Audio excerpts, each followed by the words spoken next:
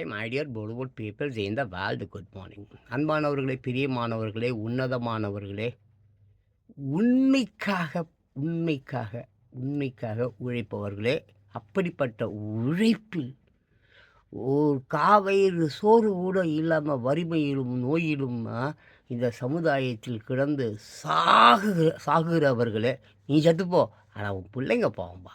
8 வயசுக்கு கீழே இருக்கிற குழந்தைங்க என்னையா பாவம் பண்ணாங்க? அவங்கள ஏன் இந்த மாதிரி குப்பை தொட்டிலையும் வேலை கிடைக்கல, அது கிடைக்கல, கஞ்சா குடிக்குது, தண்ணி அடிக்குது, கத்தியை ஏற்றுன்னு போய் டீச்சரை வெட்டுது?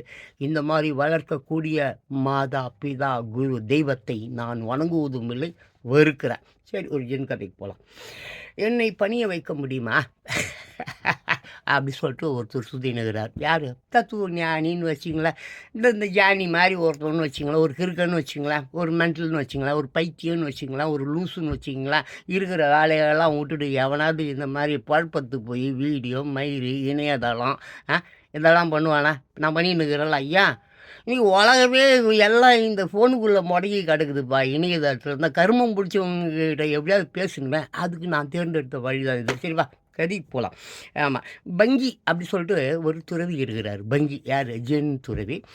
அவர் அந்த பெரிய தத்துவங்கள், கருத்துக்கள், பெரிய பெரிய ஸ்லோகங்கள், ABC, ராமாயணம், அந்த பாயணம், இந்த பாயணம், பைபிள் எல்லாம் பற்றி பேச மாட்டார். சும்மா ஏதோ அந்த 4 வார்த்தை பேசுவார். நிறைய மாணவர்கள் அவர்கிட்ட ஏகப்பட்ட மாணவர்கள் வந்தாங்க, சென்றாங்க. அப்போ அந்த காலத்தில் நிச்சேரியன் என்று புகழ் பெற்ற ஒரு தத்துவ ஞானி ஊருக்குள்ளே சுற்றி இருந்தான்.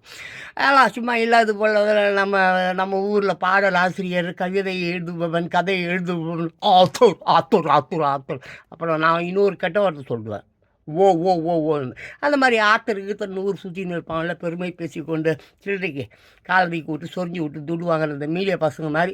ஒருத்தவன் நிச்சேரியன் அவன் பேர். அவன் என்னடா நம்மக்கிட்ட இருந்த ஸ்டூடெண்ட்ஸ் எல்லாம் அந்த பங்கிக்கிட்ட போயிட்டானே, இந்த பங்கின்னு என்ன மாதிரி வச்சுக்கேன், சும்மா உதவாகிற விஷயமா பேசுறது, பட் அன்பு. அப்போது பார்த்தான், நேராக வந்தான். என்னடா ஸ்டூடெண்ட்ஸ் எல்லாத்தையும் அவன் தட்டிக்கினானே பங்கின்ற யார்? அவன் ஒரு ஜென் துறவி. அவன்கிட்ட வந்தான். அது பார், மரியாதை கட்டுறோம் உனக்கு. என்ன நீ என்ன நீலாம் பெரிய அப்பா டக்கரா நீ? அப்படி இப்படின்னா என்ன உன்னால் பண்ணி வைக்க முடியுமா? இவ்வளோ என் மாணவர்கள் எல்லாம் நீ கூட்டி வச்சுக்கினியா, என்ன உன்னால் பண்ணி வைக்க முடியுமா? ஓ புரியுமே அப்படின்னாரு அவர் பங்கி. அப்படியா? இங்கே வா அப்படின்னா வந்தான். வலது பக்கம் போனான், இடது பக்கம் போனான். பார்த்தியா, உன்னால் ஆமாம் என்ன உன்னால் பண்ணி வைக்க, நான் சொன்னதெல்லாம் கேட்குறேன்ல, நான் சொன்னதெல்லாம் செய்கிறேன்ல, பண்ணிட்டேன்ல. வலது பக்கம் போனால் போயிட்டேன், இடது பக்கம் போயிட்டேன், இப்போ உக்காருன்னா இதுதான் பங்கி.